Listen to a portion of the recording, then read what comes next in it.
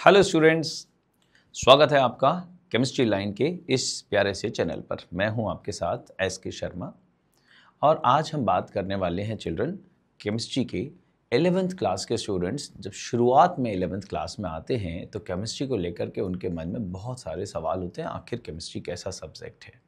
चलिए शुरुआत करते हैं आज केमिस्ट्री को आपको समझाने की, सिखाने की। चिल्ड्रन, केमिस्ट्री का मतलब है it is the branch of science that deals with composition, structure and properties. ध्यान से समझिएगा, कंपोजिशन का मतलब होता है कोई भी चीज़ अगर है, जैसे मान लेता हूं मैं आपसे ये कहता हूं कि आपके पास दो एलिमेंट हैं, हाइड्रोजन और ऑक्सीजन, और मैं आपसे ये बोल रहा हूं कि भाई हाइड्रोजन और ऑक्सीजन से मिल करके कोई जो कंपाउंड बनता है उसके फॉर्मूला आप बता पाएंगे? नेचुरली बहुत सारे बच्चों के दिमाग में ये वाली चीज़ आएगी, और इसका मतलब है कि हाइड्रोजन और ऑक्सीजन के जो एटम्स हैं उनका जो रेशियो है वो 2:1 है। लेकिन बच्चों, अगर मैं आपसे ये कहूं कि भाई मैं तो ये सोच रहा था कि आप ये जवाब देंगे, तो आप कहेंगे ये क्या है? ये है बच्चों हाइड्रोजन पेरोक्साइड, और इसके अंदर जो रेशियो है हाइड्रोजन और ऑक्सीजन के एटम्स का वो 2:2 अर्थात 1:1 है। इसका मतलब ये हुआ कि एक मॉलिक्यूल वाटर में जहां हाइड्रोजन और ऑक्सीजन के एटम्स, हाइड्रोजन के 2, ऑक्सीजन का 1, लेकिन हाइड्रोजन पेरोक्साइड में हाइड्रोजन के भी 2, ऑक्सीजन के भी 2। तो सवाल ये हुआ कि अगर ऑक्सीजन का एक एटम बढ़ा दिया जाए तो जो सब्सटेंस है उसका नेचर बदल जाएगा। सब्सटेंस पहले कैसा था? पीने लायक था, जल जीवन है, लेकिन अब हाइड्रोजन पेरोक्साइड हो गया जिसको हम लोग पी नहीं सकते। इसका मतलब composition is very very important कि एक मॉलिक्यूल में किसी भी एलिमेंट के कितने एटम्स मौजूद हैं। अगर हम इस नंबर को चेंज कर देंगे तो केवल चेंज नंबर में करने से उसकी प्रॉपर्टीज बदल जाएंगी। एक बात कंपोजिशन, तो कंपोजिशन का मतलब आप ये भी कह सकते हैं कि हाइड्रोजन और ऑक्सीजन का बाई वेट जो वहाँ पर परसेंटेज है वो जब बदल रहा है तो इसका मतलब उसकी कंपोजिशंस बदल रही हैं, और जब जैसे कंपोजिशन बदलेंगी वैसे वैसे उसकी प्रॉपर्टीज भी बदल जाएंगी। अगली चीज़ है चिल्ड्रन स्ट्रक्चर। तो स्ट्रक्चर का मतलब क्या है? स्ट्रक्चर का मतलब है, जैसे अगर मैं आपसे ये कहूँ कि भाई भैंस की बात करते हैं। भैंस देखी होगी आप लोगों ने, दूध पीते हैं हम लोग उसका, और एक छिपकली है, दोनों के 4 पैर हैं। छिपकली तो फटाक से दीवार पर चढ़ जाती है। भैंस को बोलो भाई तेरे को दीवार पर चढ़ना है, भैंस तो सोचती रहेगी यार मैं दीवार पर कैसे चढ़ सकती हूँ, मेरे को दीवार पर चढ़ना नहीं आता। इसका मतलब कंपोजिशन की अगर हम बात करते हैं तो छिपकली के भी 4 पैर हैं, भैंस के भी 4 पैर हैं, केवल 4 पैर होने से आप दीवार पर नहीं चढ़ सकते। इसका मतलब ये हुआ कंपोजिशन कई बार सेम हो जाए उसके बावजूद उनकी प्रॉपर्टीज में फर्क हो सकता है। एक एग्जांपल लेते हैं। मान लीजिए 2 कार्बन हैं, 6 हाइड्रोजन हैं और 1 ऑक्सीजन है। इसकी अगर मैं बात करूं तो भाई ये क्या हो सकता है? तो ये हो सकता है CH3, CH2 और ये OH। इसको बोलते हैं हम लोग इथेनॉल या फिर इथाइल अल्कोहल। और दूसरी जो चीज़ आपको यहाँ पर मिलेगी वो क्या चीज़ होगी भाई? CH3O CH3। फिर से बात करेंगे, this is called dimethyl ether. ये एक सॉल्वेंट है ऑर्गेनिक केमिस्ट्री में, डाइमिथाइल ईथर। और अगर हम इसकी बात करें तो ये भाई ये कौन सी चीज है भाई? ये है इथेनॉल। इथेनॉल का इस्तेमाल हम किस चीज में करेंगे? इथेनॉल का इस्तेमाल करते हैं अपन लोग शराब बनाने में। जी, तो ये जो चीज है इसको लोग पी सकते हैं और ये जो चीज है इसको नहीं पी सकते। इसका मतलब इन दोनों की प्रॉपर्टीज में भी फर्क है। तो क्या फर्क दिख रहा है आपको? फर्क साफ है, वंडर सीमेंट, फर्क साफ नजर आएगा। देखिए, ऑक्सीजन किससे जुड़ा हुआ है? हाइड्रोजन से, और यहां पर कोई भी ऑक्सीजन हाइड्रोजन से नहीं जुड़ा हुआ है। जब नहीं जुड़ा हुआ है तो इसका मतलब क्या होगा? उसकी प्रॉपर्टीज में फर्क आएगा। कंपोजिशन बिल्कुल सेम है, 2 कार्बन है, 6 हाइड्रोजन है, 1 ऑक्सीजन है, चीज़ें बिल्कुल वही हैं। इसका मतलब क्या है, केवल कंपोजिशन से ही चेंज नहीं होता, उसके स्ट्रक्चर से, मॉलिक्यूल के स्ट्रक्चर से, आपस में वो किस तरीके से जुड़े हुए हैं, उनके जुड़ने के तरीके से भी फर्क आता है। इस फर्क को हम लोग पढ़ते हैं केमिस्ट्री में। सो व्हाट इज केमिस्ट्री, हम लोग बात कर रहे थे बच्चों, it is a branch of science that deals with the composition, structures and properties. Now the question is, ये प्रॉपर्टीज जो शब्द है इसका मतलब क्या है भाई? प्रॉपर्टीज का मतलब क्या होता है? प्रॉपर्टीज का मतलब होता है किसी भी चीज के कैरेक्टर्स, कैसी चीज है उसके अंदर। तो प्रॉपर्टीज जनरली हम लोग जो केमिस्ट्री में पढ़ते हैं बच्चों, वो एक प्रॉपर्टी पढ़ते हैं फिजिकल प्रॉपर्टी, और दूसरी प्रॉपर्टी पढ़ते हैं केमिकल प्रॉपर्टीज। तो समझ लेते हैं ना इसमें आखिर क्या फर्क है। फिजिकल प्रॉपर्टी का मतलब होता है किसी चीज का कलर कैसा है, किसी चीज की स्मेल कैसी है, कोई चीज फिजिकल अपीयरेंस में कैसी है, दिखने में कैसी लगती है, छूने में कैसी लगती है, सॉलिड है, लिक्विड है, गैस है, कलरफुल है, कलरलेस है, विस्कस है, गाढ़ी है या पतली है, चुभने वाली है, उसकी स्मेल है वो चुभने वाली है, पंजेंट है, प्लेजेंट है, ये सब फिजिकल प्रॉपर्टीज है। उसका मेल्टिंग पॉइंट कितना, उसको अगर हम ठंडा करें तो कहां तक ठंडा करें कि भाई वो सॉलिड में कन्वर्ट हो जाए। अगर हम बात करेंगे ये मेल्टिंग पॉइंट, फ्रीजिंग पॉइंट, ये जो टेम्परेचर से इनकी बात करें, बॉइलिंग पॉइंट की बात करें, नॉर्मल बॉइलिंग पॉइंट कितना है, कितना गर्म करें कि वो उबलने लग जाए, वो आसानी से सॉलिड से लिक्विड में कन्वर्ट होती है या फिर लिक्विड से गैस में कन्वर्ट होती है। तो ये जो कुछ चीज़ें हैं, ये जो सब चीज़ हैं, इसको बोलते हैं हम लोग बच्चों फिजिकल प्रॉपर्टीज। तो फिजिकल प्रॉपर्टीज का मतलब क्या होता है, इसमें उस सब्सटेंस को अपनी आइडेंटिटी को खोना नहीं पड़ता। अब कोई चीज़ आपको ब्लू दिख रही है तो वो ब्लू दिख रही है, तो ऐसा तो है नहीं कि हमने देखा अरे ये तो ब्लू है और उसका अस्तित्व, उसका एग्जिस्टेंस ही खतरे में पड़ जाए। हमने उसको स्मेल किया, हमने एक खरबूजा लिया और उसको स्मेल किया, और स्मेल किया, बड़ी अच्छी स्मेल आ रही है, तो ऐसा तो नहीं स्मेल किया और दुकानदार हमसे कहा भाई साहब पैसे दे दो, आपने तो खरबूजे की स्मेल ले ली, खरबूजा ही गायब कर दिया। नहीं, ऐसा नहीं होता। फिजिकल प्रॉपर्टीज का मतलब है कि कोई भी चीज अपना एग्जिस्टेंस को खतरे में ना डाले और तब जाके उन प्रॉपर्टीज को शो करे, इनको बोलते हैं हम लोग फिजिकल प्रॉपर्टीज। जैसे taste, smell, colour, melting point, boiling point, समझते हैं आप लोग? Boiling point, refractive index, density, बहुत है, डिंग डिंग डिंग डिंग, बहुत सारी चीजें। अब बात करते हैं केमिकल प्रॉपर्टीज की। केमिकल प्रॉपर्टीज बड़ी खतरनाक है। जैसे मैंने कहा आपसे मीथेन है, ठीक है भाई, मीथेन की बात कर लेते हैं। मीथेन है और मैंने कहा भाई मीथेन जो है ना वो हाईली इनफ्लेमेबल गैस है, सीएनजी का प्राइम कंपोनेंट है मीथेन। अब इस मीथेन की बात करें तो अगर मैं मीथेन की जलने की बात करूं तो ठीक है भाई, कार्बन का कन्वर्जन कर देंगे जला करके कार्बन डाइऑक्साइड में, और हाइड्रोजन का कन्वर्जन कर देंगे वाटर में, ठीक है, बैलेंस कर लीजिए इसको, ये भी ठीक है, यहां भी 2 का मल्टीप्लाई कर दीजिए। तो मीथेन के जलने से क्या बनेगा, मीथेन का कंबशन, ऑक्सीजन की एक्सिस में, एयर की एक्सिस में किसी भी चीज का जलना, इसको बोलते हैं हम लोग कंबशन।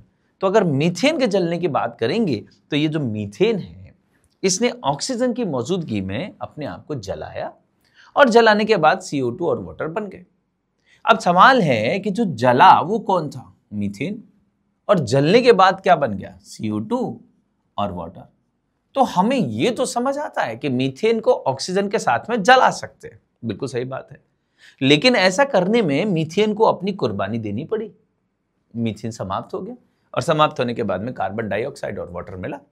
ऐसी प्रॉपर्टीज जिनको स्टडी करने के लिए या जिनको रिफ्लेक्ट करने के लिए, जिसको डिस्प्ले करने के लिए उस सब्सटेंस को अपनी कुर्बानी देनी पड़े, सैक्रिफाइस करना पड़े, अपने आप को किसी दूसरी चीज में बिल्कुल कन्वर्ट करना पड़े, उसको बोलते हैं हम लोग केमिकल प्रॉपर्टीज। सो बात फिर से वहीं लौट करके आते हैं। हम बात कर रहे थे children, what is chemistry. Chemistry का मतलब है it is a branch of science that deals with the composition, composition का मतलब एक मॉलिक्यूल में कौन कौन चीजें हैं और कितनी कितनी चीजें। जैसे मैं कहूं आपसे कि भाई ग्लूकोज, तो ग्लूकोज का मतलब है 6 carbon atom, 12 hydrogen atom, 6 oxygen atom, ये सब जब मिल जाएंगे एक साथ एक खास तरह के स्ट्रक्चर के साथ में मिलेंगे, तब उस कंपाउंड का नाम होगा ग्लूकोज। तो कितने कार्बन? 6 कार्बन। कितने हाइड्रोजन? 12 हाइड्रोजन। कितने ऑक्सीजन? 6 ऑक्सीजन। सब मिलेंगे तो इसको बोलेंगे कंपोजिशन। लेकिन सब ऐसे ही मिल जाए ना, एक खास तरीके से मिलेंगे। वो तरीका क्या है, आप जैसे जैसे आगे जाएंगे 12th क्लास में तब आपको पढ़ने को मिलेगा। तो वो तरीका क्या है जुड़ने का, उसको बोलेंगे स्ट्रक्चर्स। और प्रॉपर्टीज, ग्लूकोज कैसी चीज है? हल्का मीठा है, पानी में घुल जाता है, फिजिकल प्रॉपर्टीज हो गई। हल्का मीठा है, पानी में घुल जाता है, फिजिकल प्रॉपर्टीज हो गई। अब इसको अगर हम जला दें आग में तो फिर क्या करेगा? जल जाएगा। या कंसंट्रेटेड H2SO4 से रिएक्शन करा दें तो कंसंट्रेटेड H2SO4 इसको कार्बन में तब्दील कर देगा, वाटर को लेकर के उड़ जाएगा। तो कुल मिलाकर के बात क्या हो गई कि भाई ये इसकी प्रॉपर्टीज कौन सी हुई? Chemical properties. तो केमिस्ट्री क्या हुई मेरे साथ में बताइए? Chemistry is a branch of science that deals with the composition, structure and properties of substances and changes among these. इन सब में क्या क्या चेंजेस करते हैं, इन सब चीजों को पढ़ते हैं हम लोग केमिस्ट्री में। आइए और आगे चलते हैं। केमिस्ट्री को और आगे जब हम ले जाने की बात करते हैं तो वहां पर आपका सामना होता है बहुत सारे एलिमेंट्स। एलिमेंट्स जैसे हाइड्रोजन, जैसे कार्बन, जैसे nitrogen, oxygen, sodium, copper, iron वगैरह वगैरह। ठीक है भाई। तो ये जो एलिमेंट्स हैं इनको हम लोग यहां पर एक जनरली हमने एक टर्म बनाया हुआ है एक्स, और एक्स की तरफ यहां पर 4 चीजें आपको दिख रही हैं। पहली चीज यहां पर सबसे लेफ्ट में आपको दिख रही है, इसको बोलते हैं हम लोग जेड। जेड क्या चीज है? ये सबसे इंपॉर्टेंट चीज है भाई। इसको बोलते हैं एटॉमिक नंबर। किसी भी एलिमेंट की अगर मैं आपसे कहूं कि भाई सोल क्या है, उसकी आत्मा क्या है, तो एटॉमिक नंबर है। तो एटॉमिक नंबर का मतलब जब भी हम किसी एलिमेंट की बात करेंगे तो उसका एटॉमिक नंबर ना कभी चेंज नहीं हो सकता। और अगर आपने चेंज करने की कोशिश की किसी तरीके से तो वो एलिमेंट अपना एग्जिस्टेंस खो देगा। हाइड्रोजन का एटॉमिक नंबर है 1। देखिए यहां पर इसको Z को लिखा हुआ है लेफ्ट में, सबस्क्रिप्ट में नीचे लिखा हुआ है, लेफ्ट में लिखा हुआ है। तो हाइड्रोजन का एटॉमिक नंबर 1, कार्बन का 6, नाइट्रोजन का 7, ऑक्सीजन का 8, सोडियम का 11, कॉपर 29 एंड आयरन 26। तो ये इनके एटॉमिक नंबर हैं। जैसे जैसे आप आगे जाएंगे आपको याद हो जाएंगे अपने आप, घबराइए नहीं। तो ये हो गए एटॉमिक नंबर। तो एटॉमिक नंबर का मतलब उसको कहां लिखते हैं? लेफ्ट साइड में लिखते हैं, नीचे लिखते हैं, this is atomic number. What is atomic number? Will discuss that also. अभी हम बात कर रहे हैं कैपिटल ए। कैपिटल ए क्या चीज है आप जानते होंगे। कैपिटल ए है इसका मास नंबर। तो मास नंबर क्या चीज होती है अभी डिस्कस करेंगे, मास नंबर। ठीक है भाई। एन क्या चीज है? एन है नंबर ऑफ एटम्स जो एक साथ है। जैसे मैंने कहा आपसे H2O। अब इसका मतलब हाइड्रोजन के कितने एटम? 2। तो जब हम किसी एलिमेंट के राइट साइड में नीचे कोई नंबर लिखते हैं, इसका मतलब वो ये डिस्प्ले करता है कि वहां पर उस पर्टिकुलर एलिमेंट के कितने एटम्स मौजूद हैं। वैसे ही अगर मैं आपसे कहूं कि C6H12O6 अगर ऐसा है बच्चों, तो इसका मतलब है कार्बन के कितने एटम्स? 6, हाइड्रोजन के कितने एटम्स? 12, और ऑक्सीजन के कितने एटम्स? 6। इसका मतलब राइट साइड में यहां पर लिखेंगे, उसको बोलते हैं नंबर ऑफ एटम्स टुगेदर। इस एलिमेंट जिसकी बात कर रहे हैं आप, उसके एक साथ कितने एटम्स मौजूद हैं उसको बोलते हैं हम लोग एन। अच्छा ये सी क्या है? सी का मतलब है children charge. Charge if any. जरूरी नहीं है कि चार्ज हो। अगर यहां पर एन कुछ नहीं लिखा तो उसको 1 मानेंगे। Not if not displayed,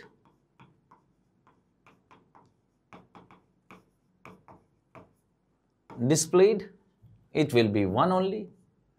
n is 1। कुछ नहीं लिखा तो n1। लेकिन अगर ऊपर चार्ज कुछ नहीं लिखा, charge if any, if not displayed, it will be 0। C is 0, if not displayed by default.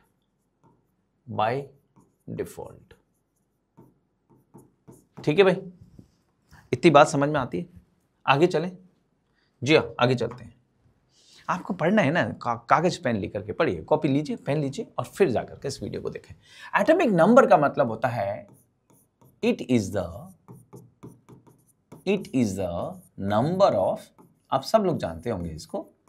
अब इसको कई बार के ना बच्चे क्या गलती करते हैं कि वो इलेक्ट्रॉन्स बोलने लगते हैं। Atomic number is not the number of electrons, it is the number of protons, है ना। It is the number of protons present into the nucleus of an atom. Nucleus का मतलब है सेंट्रल पार्ट, है ना। न्यूक्लियस का मतलब central part. तो उसके अंदर कितने प्रोटॉन है, इन प्रोटॉन का नंबर, जैसे मैंने कहा C6, तो इसका मतलब है इसके न्यूक्लियस में 6 प्रोटॉन है, इसके न्यूक्लियस में 6 प्रोटॉन है। अब अगर यहां पर कोई चार्ज नहीं है चिल्ड्रन, जैसे यहां पर कुछ लिखा नहीं हुआ, तो मैंने अभी आपको पिछली बार बताया था, पिछले वाले पेज पे यहां पर बताया था कि C क्या चीज होगा, C is the charge. C क्या है, चार्ज, इफ एनी। अगर नहीं लिखा है तो बाय डिफॉल्ट इसको कितना मानेंगे, 0 मानेंगे।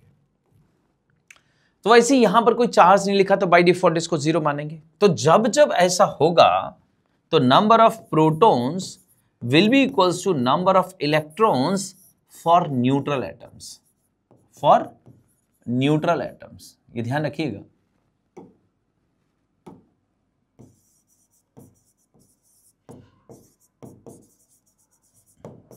और अगर एटम न्यूट्रल नहीं है तो फिर फर्क आ सकता है। तो जब हम बात करते हैं कि भाई कोई एटम पॉजिटिव चार्ज है, तो पॉजिटिव चार्ज का मतलब वहां से इलेक्ट्रॉन बाहर चले गए, यानी कि इलेक्ट्रॉन डेफिशिएंट। और अगर हम कहें नेगेटिव चार्ज है तो इसका मतलब इलेक्ट्रॉन रिच, इलेक्ट्रॉन फालतू के आ गए हैं वहां पर। बात करेंगे अभी इस पर, क्वेश्चन करेंगे इसका। मास नंबर की बात करते हैं children. What is the mass number?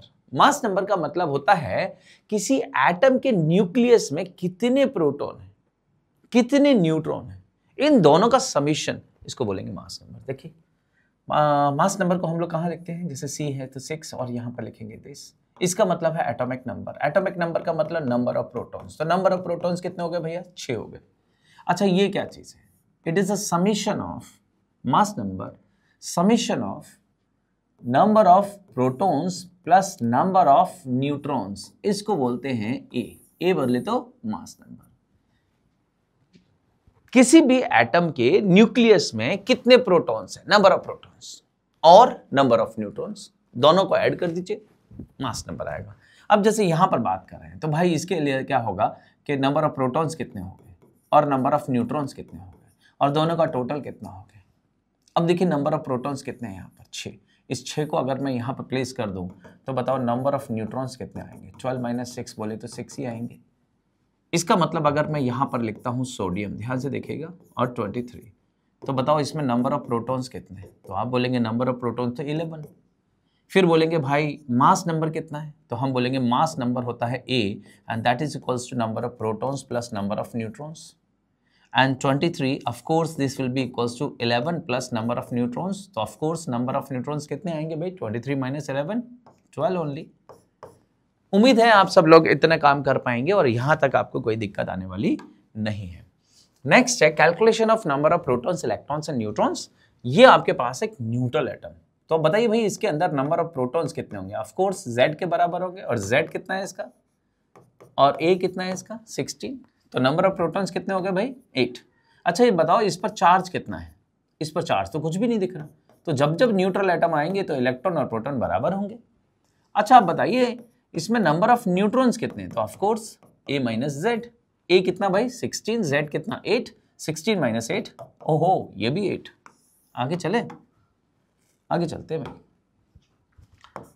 एक कोई और एटम ले लेते हैं, लेट्स से क्लोरीन ले लेते हैं ना, क्लोरीन 1735 लेट्स से। तो अगर मैं आपसे कहूं कि भाई इसमें नंबर ऑफ प्रोटॉन्स बताओ, तो आप बोलोगे नंबर ऑफ प्रोटॉन्स से ये दिख रहा है। अच्छा बताओ इस पर चार्ज कितना है, चार्ज तो कुछ भी नहीं है, 0 चार्ज है। जब जब जीरो चार्ज होगा तो number of electrons equals to number of protons. अब मैं कहूंगा नंबर ऑफ न्यूट्रॉन्स बताओ, तो आप बोलोगे sir this minus this, this is A, this is Z, so 35 minus 17 is 18। कोई बहुत बड़ी डील नहीं, सिंपल क्वेश्चन से। इसकी बात करेंगे हम। बताओ number of protons. Number of protons हमेशा वही, ना बढ़ेंगे ना घटेंगे। लेकिन number of electron, oh my god, positive charge आ गया। पॉजिटिव चार्ज का मतलब क्या होता है भाई? Electron deficient. कितना डेफिशिएंट? कौन सी पोजीशन से डेफिशिएंट?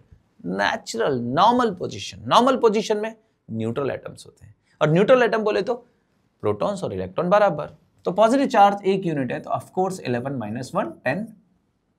अब बताओ भाई नंबर ऑफ न्यूट्रॉन्स कितने हैं? हमेशा की तरह ए माइनस जेड। तो नंबर ऑफ न्यूट्रॉन का इससे कोई लेना देना है क्या पॉजिटिव चार्ज से? बिल्कुल कोई लेना देना नहीं है। 23 minus 11, this will B 12 only. उम्मीद है आपको समझ आ रहा होगा। प्रोटॉन्स का नंबर कभी चेंज नहीं होता है, इलेक्ट्रॉन्स का नंबर चेंज हो सकता है। क्या न्यूट्रॉन का नंबर भी चेंज हो सकता है? अच्छा सवाल है, जवाब देते हैं अभी। फिलहाल बात करते हैं इसके अंदर नंबर ऑफ प्रोटॉन्स कितने हैं। भाई प्रोटॉन्स तो यही रहेंगे, और इलेक्ट्रॉन कितने हो जाएंगे? इलेक्ट्रॉन नेगेटिव चार्ज है, नेगेटिव का मतलब एक्सेस। कितना excess? 1 unit negative charge, of course 18 only. Number of neutrons, this is A, this is Z, A minus Z, 35 minus 17 18। Positive charge आने से नंबर ऑफ न्यूट्रॉन्स पे कोई असर नहीं हुआ, नेगेटिव चार्ज आने से नंबर ऑफ न्यूट्रॉन्स पे कोई असर नहीं हुआ। पॉजिटिव चार्ज नेगेटिव चार्ज का नंबर ऑफ न्यूट्रॉन से कोई लेना देना नहीं है। नेक्स्ट है भाई आइसोटोप्स क्या होते हैं। अब आपका उस सवाल का जवाब देंगे। नंबर ऑफ प्रोटॉन्स कभी चेंज नहीं हो सकते, नंबर ऑफ इलेक्ट्रॉन्स चेंज हो सकते हैं, क्या नंबर ऑफ न्यूट्रॉन्स चेंज हो सकते हैं? Let me think. ये हैं आइसोटोप्स। क्या होते हैं आइसोटोप्स? आइसोटोप्स का मतलब है एक ही एलिमेंट। देखो भैया यहां पर आपको क्या दिख रहा है? हाइड्रोजन, और ये भी हाइड्रोजन, और ये भी हाइड्रोजन। जब तक मैं हाइड्रोजन बोलूंगा तब तक वहां पर नंबर ऑफ प्रोटॉन्स हमेशा एक ही रहेगा, दैट इज एटॉमिक नंबर। तो atomic number is a soul of an element. अगर आपने सोल नहीं बदला, कुछ भी बदलते रहो, नाम नहीं बदलेगा। नाम क्या है एलिमेंट का? Hydrogen, hydrogen, hydrogen. तो बताइए इसके अंदर number of protons, electrons, neutron निकाल के देखते हैं। पहले निकालेंगे प्रोटॉन, फिर इलेक्ट्रॉन, और फिर न्यूट्रॉन्स। ठीक है भाई? हाँ, अब बताइए इसमें प्रोटॉन कितने के? भाई एक। इसमें प्रोटॉन कितने? एक। इसमें प्रोटॉन कितने? एक। Of course this one is the number of protons. इन पर कोई चार्ज नहीं है। चार्ज होता तो यहां पर होता, चार्ज होता तो यहां पर होता, चार्ज होता तो यहां पर होता। चार्ज मैं बता चुका हूं। हम लोग चार्ज कभी भी लिखते हैं ना तो यहां लिखते हैं। हम लोग नंबर ऑफ एटम्स लिखते हैं तो यहां लिखते हैं। हम लोग एटॉमिक नंबर यहां लिखते हैं, हम लोग मास नंबर यहां लिखते हैं। आप सब जानते हैं। चलिए इलेक्ट्रॉन्स बताइए। कोई चार्ज नहीं है तो नंबर ऑफ प्रोटॉन इलेक्ट्रॉन बराबर, प्रोटॉन इलेक्ट्रॉन बराबर, प्रोटॉन इलेक्ट्रॉन बराबर। लेकिन न्यूट्रॉन कैसे निकालेंगे? This minus this, so 1 minus 1 0, 2 minus 1 1, 3 minus 1 3 minus 1 2। Children, number of neutrons 0 1 2। O my God, change हो सकता है। क्या बोला था मैंने? नंबर ऑफ प्रोटॉन्स चेंज नहीं होगा, नंबर ऑफ इलेक्ट्रॉन्स चेंज हो सकता है।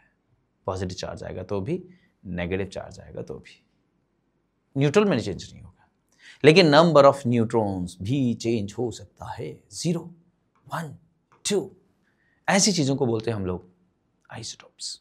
एक ही एलिमेंट के एटम होंगे, एक ही एलिमेंट है, लेकिन नंबर, ये mass number is different, mass number is different.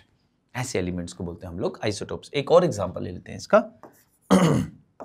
C612, C613 and C614। ये कौन है? ये सबके सब हैं आइसोटोप्स। आइसोटोप्स का मतलब होता है एक ही एलिमेंट, कार्बन कार्बन कार्बन। हाँ जी, एटॉमिक नंबर कार्बन है तो ऑफ कोर्स सेम होगा, but mass number is different. Mass number जब डिफरेंट है, एक ही एलिमेंट के एटम्स जिनके मास नंबर डिफरेंट हो, एक ही एलिमेंट के एटम्स जिनके मास नंबर डिफरेंट हो, आइसोटोप्स। ठीक है जी। एक और जानकारी दे देता हूं। ये हाइड्रोजन का जो आइसोटोप है ना, इसका नाम रखा गया था प्रोटियम, लाड़ला एटम है ये, और इसका नाम है ट्राइटियम। अब आप सोच रहे होंगे बीच वाले ने क्या बिगाड़ा, उसको क्या छोड़ दिया? नहीं छोड़ेंगे भाई, इसका नाम है ड्यूटीरियम। अब जब आइसोटोप्स आने लगे तो इन सबके नाम को रखने की एक चैलेंज आया हमारे सामने। चैलेंज आया तो इतने सारे आइसोटोप्स आ गए, अपन लोग पजल हो गए भाई, कितने सारे लोगों को याद रखे। हमें मालूम है नन्हे मुन्ने प्यारे प्यारे बच्चों को पढ़ना है आगे, कैसे ध्यान रखेंगे वो? तो एक सिस्टम डेवलप किया गया, आपके ऊपर रहम किया गया। क्या है सिस्टम? कि भाई ये जो एटम है ना, इसका नाम हम कैसे रखेंगे? जिसका मास नंबर 12 है उसका नाम रख देंगे C12, जिसका मास नंबर 13 है उसका नाम रख देंगे C13, और जिसका मास नंबर 14 है उसका नाम रख देंगे C14। आज के बाद इसको ऐसे ही बोलेंगे, C14 मतलब दिस पर्टिकुलर वन, C13 मतलब this particular one, and C12 मतलब दिस पर्टिकुलर वन। उम्मीद है इसमें आपको कोई दिक्कत नहीं होगी। नेक्स्ट है भाई आइसोबार्स। आइसोबार्स का मतलब क्या होता है? डिफरेंट एटम है, एक कार्बन है, एक नाइट्रोजन है। जब एलिमेंट अलग अलग हैं तो बताओ एटॉमिक नंबर सेम कैसे हो सकता है? इसको तो डिफरेंट होना ही पड़ेगा, क्योंकि एटॉमिक नंबर सोल है भैया, कितनी बार बोलूं। So this will be different, but हां मास नंबर ओहो ये सेम हो गया है। डिफरेंट एलिमेंट्स के ऐसे एटम्स, डिफरेंट एलिमेंट्स के ऐसे एटम्स, आप लोग कागज पेन लेकर के नोट कर सकते हैं। डिफरेंट एलिमेंट्स के ऐसे एटम जिनके एटॉमिक नंबर तो डिफरेंट होंगे, मास नंबर सेम होंगे, आइसोबार्स। एक और एग्जांपल लेते हैं भाई, calcium 2040, argon 1840। One more, okay, no issue. H13 and helium 2-3, अलग अलग एलिमेंट है, अलग अलग उनका एटॉमिक नंबर है, बट मास नंबर उनका सेम है। अलग अलग एलिमेंट है, एटॉमिक नंबर डिफरेंट है, बट मास नंबर उनका सेम है, आइसोबार्स। नेक्स्ट है भाई आइसोटोन्स। आइसोटोन्स का मतलब होता है सब कुछ अलग, सब कुछ अलग, एलिमेंट अलग, एटॉमिक नंबर अलग, मास नंबर भी अलग। अमा कुछ तो सेम रखो, थोड़ी तो शर्म करो, आइसो शब्द का इस्तेमाल कर रहे हो, कुछ तो सेम रखो। चलो एक चीज रहम किया, क्या है वो सेम? वो है नंबर ऑफ न्यूट्रॉन्स। तो चलिए इनके प्रोटॉन्स, इलेक्ट्रॉन और न्यूट्रॉन का नंबर थोड़ा सा कैलकुलेट कर लेते हैं।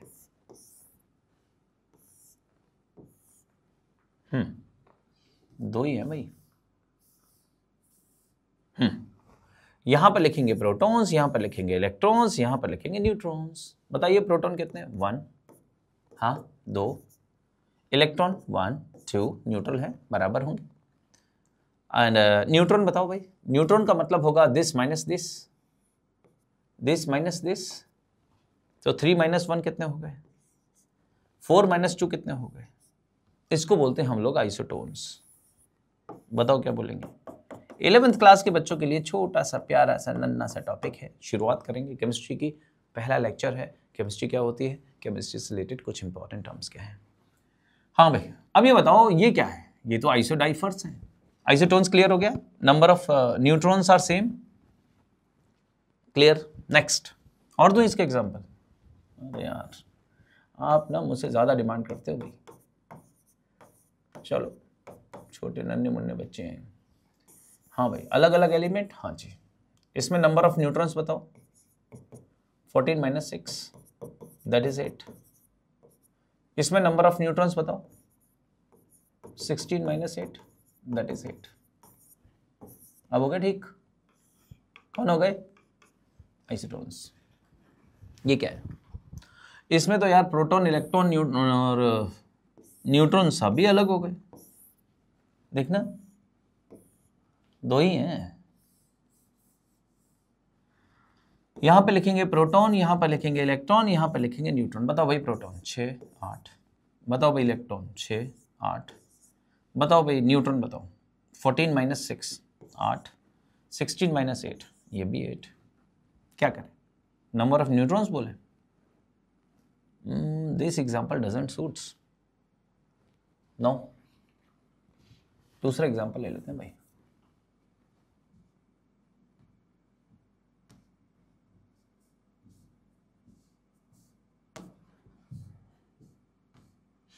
दूसरा ले लेते हैं भाई, सोडियम।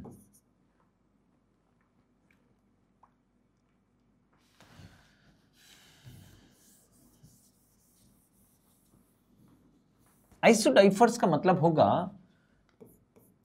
ना तो Z सेम होगा, ये डिफरेंट होगा, समझ लीजिए थोड़ा सा, ना A सेम होगा, ये भी डिफरेंट होगा, ना ये सेम ना वो सेम। एक चीज सेम होगी, न्यूट्रॉन और प्रोटॉन का जो डिफरेंस है ना वो सेम होगा। मतलब क्या है, मतलब समझते हैं। मान लीजिए यूरेनियम है 92 to 38, और मान लीजिए एक दूसरा एलिमेंट है थोरियम 90 to 34। अब बताइए इसके अंदर भाई प्रोटॉन इलेक्ट्रॉन का नंबर बताओ, प्रोटॉन का नंबर बताओ। इसके अंदर कितना 92 और इसके अंदर कितना 90।